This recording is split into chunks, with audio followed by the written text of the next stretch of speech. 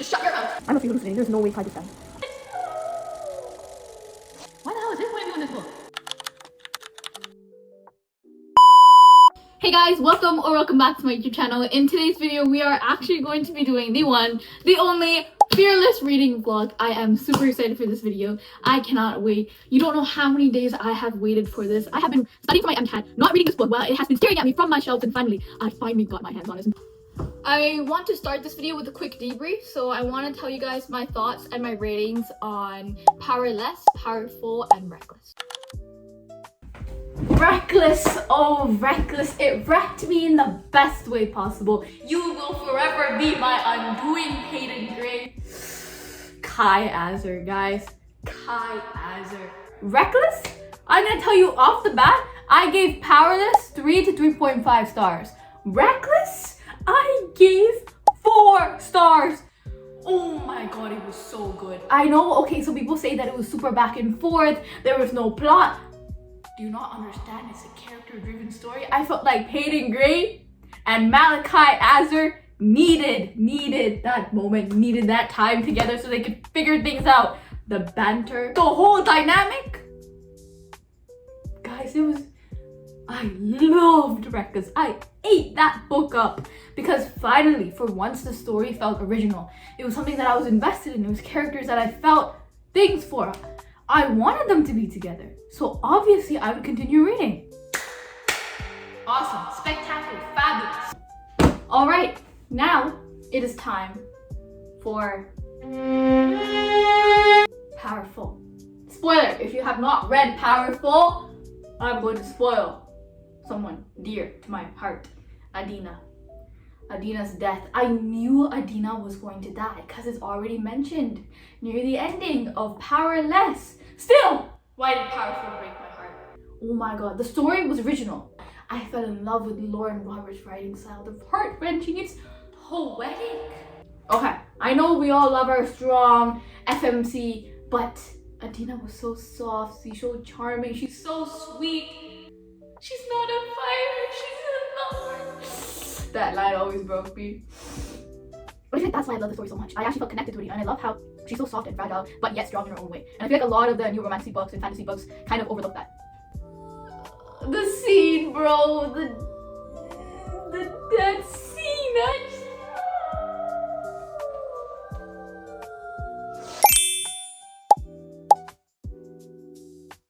Last but not least, we are finally gonna read Fearless. Just look at the book, guys. Look at the book.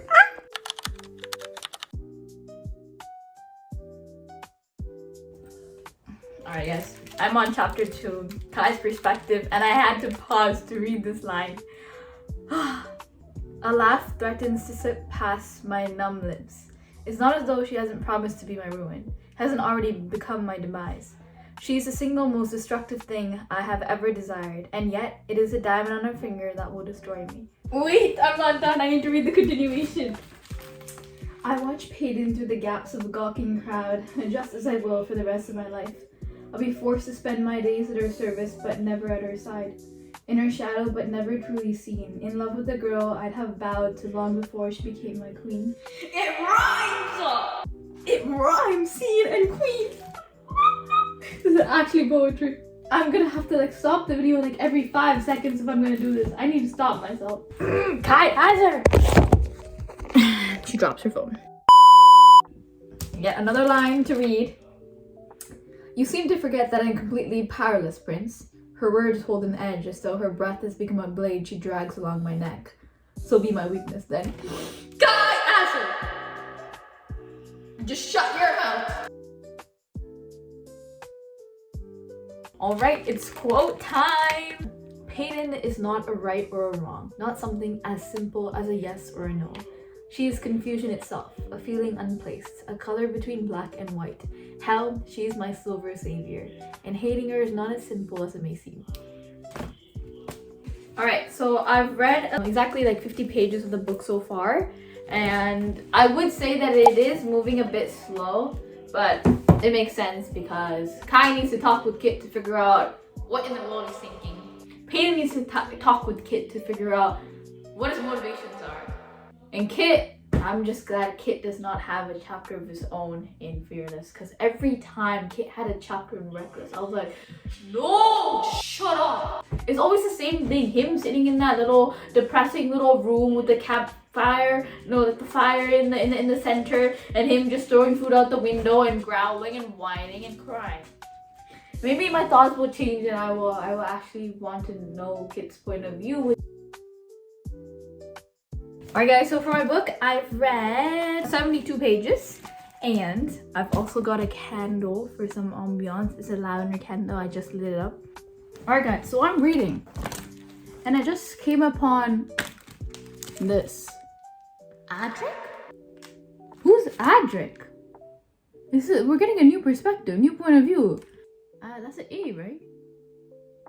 Or is it E? Edric? Edric. Oh no, Edric, isn't that Kai's dad? Kit's dad? The king? Why the hell is his point of view in this book? Let me read. Okay, so Edric, the guy that Peyton killed, Kit's father, he's talking with his wife right now. And his wife, when she speaks to him, she draws a circle above the king's thumping heart. Because this is what she says. She says, but despite it all, I love you, right? And she draws a circle above the king's heart.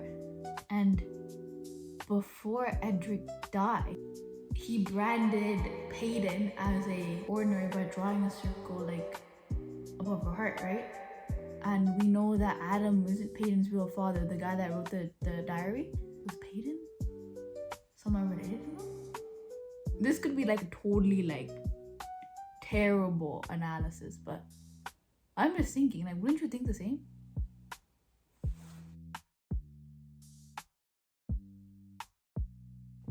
Guys, listen to this.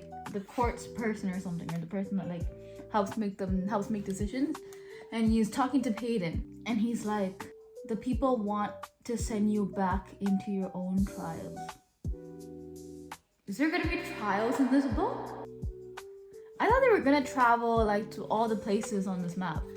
Speaking of which, I haven't shown you guys the map, but right now we're in Ilya, which is over here. And then Dor was over here where Reckless happened. And I thought they were gonna go to all these places. Maybe even encounter some sea monsters because they're on the map. We'll see. And so my theory is right. Peyton and Gray will once again compete in a series of trials. There is the sentence, guys. There is the sentence. What the actual hell? This is crazy.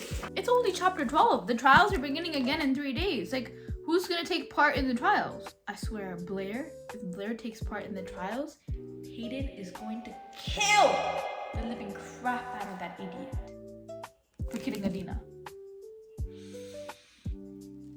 I am 98 pages in. Guys, I think I know why we have Edric's point of view. So the lie was that his wife, Iris, Queen Iris, died giving birth to Kit, his first son. And no one knows that she actually gave birth to a second daughter, and she was an ordinary. In this chapter, the king orders that the ordinary dies, but he doesn't show the ordinary getting killed, and I think the ordinary is Peyton. Peyton is Edric's daughter, which means she's actually Kit's biological sister, which would make her the half-sister of Kai. But like, yeah.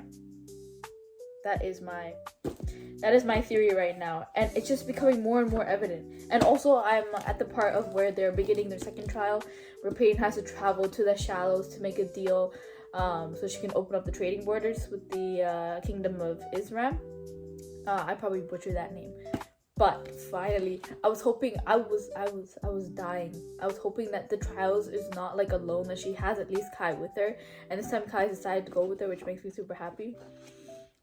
So I'll keep reading. We are currently on chapter 28, page 239. So Kai is staring into Peyton's eyes, and this is what he says.